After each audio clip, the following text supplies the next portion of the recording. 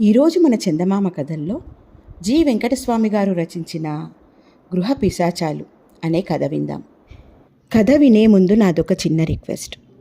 మీరు గనక మా ఛానల్ని మొదటిసారి చూస్తున్నట్లయితే ప్లీజ్ తప్పకుండా సబ్స్క్రైబ్ చేయండి. ఇక కథలోకి వద్దాం. ఒకప్పుడు మహాకోసల దేశంలో దాదాపు ప్రతి ఇంటిని ఒక్కొక్క పిశాచం ఆశ్రయించి ఉండేది. ప్రజలు మూఢులు కావడం చేత వాటిని గృహదేవతలని భావించి గౌరవించి పర్వదినాలలో పూజలు జరిపేవాళ్ళు. అపర్ణుడనే క్షత్రియుడి ఇంట ఒక పిశాచం ఉండేది. దానికి గుర్రాల పని చూడడం అంటే సరదా. అదే గుర్రాలన్నిటికీ నీరు పెట్టేది, దానా ఇచ్చేది. అయితే ఈ పిశాచికి అన్ని గుర్రాల కన్నా ఒక నల్ల గుర్రం అంటే చాలా ఇష్టం. అందుచేత ఆ గుర్రానికది హెచ్చుగడ్డి ఎక్కువ దానా పెట్టి దాన్ని మరింత బాగా మాలిష్ చేసేది. కొన్ని రోజులు గడిచింది. దీపావళి కొద్ది రోజులు ఉందనగా ఒకనాడు జోరున వర్షం ప్రారంభమైంది. తన పరివారంతో సహా వేటకు వెళ్ళిన అపర్ణుడు వానలో చిక్కుకున్నాడు. వాళ్ళందరూ తిరిగి వచ్చేసరికి తడిసి ముద్దయ్యారు. అపర్ణుడు గుర్రాలను తన ఇంటి ముందే వదిలేయమని తాను బట్టలు మార్చుకున్నాడు.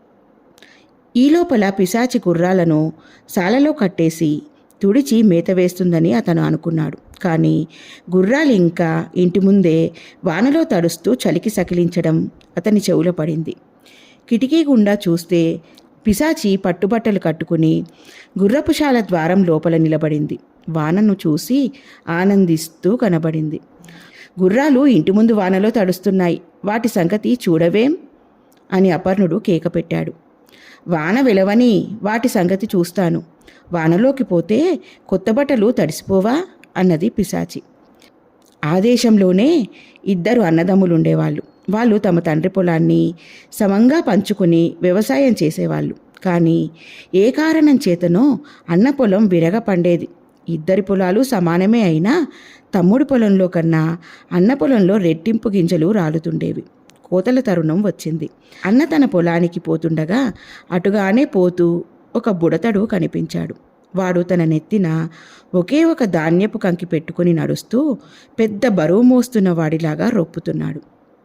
ఒరే బుడత, ఆ కాస్త బరువుకే అంత హైరాణ పడుతున్నావేమిట్రా అని అన్న నవ్వుతూ అడిగాడు. నేను నీకు మోసుకొచ్చేది, నువ్వే నాకు మోసుకొస్తే ఆ బరువు నీకే తెలిసేది అంటూ బుడతడు గిరుక్కున వెనక్కి తిరిగి తమ్ముడి పొలం కేసి వెళ్ళిపోయాడు. అది మొదలు అన్న పొలంలో పంట చాలా పడిపోయింది. తమ్ముడి పొలం మామూలుకి రెట్టింపు పండసాగింది. ఆ బుడతడు ఒక పిశాచి. చాలా ఏళ్లుగా అన్న పొలంలో పంట సమృద్ధిగా ఉండేటట్టు తోడ్పడుతూ వచ్చాడు. వీటికన్నా కూడా ఒక విచిత్రమైన సంఘటన మరొకటి ఉన్నది. రెండూ పక్కపక్క పొలాలలో రెండు పిశాచాలు పనిచేస్తూ ఉండేవి. ఒక పొలంలో గింజలు బాగా రాలేవి, రెండో పొలంలో గడ్డి పుష్కలంగా అయ్యేది. దీని రహస్యం ఒకరోజు బయటపడింది.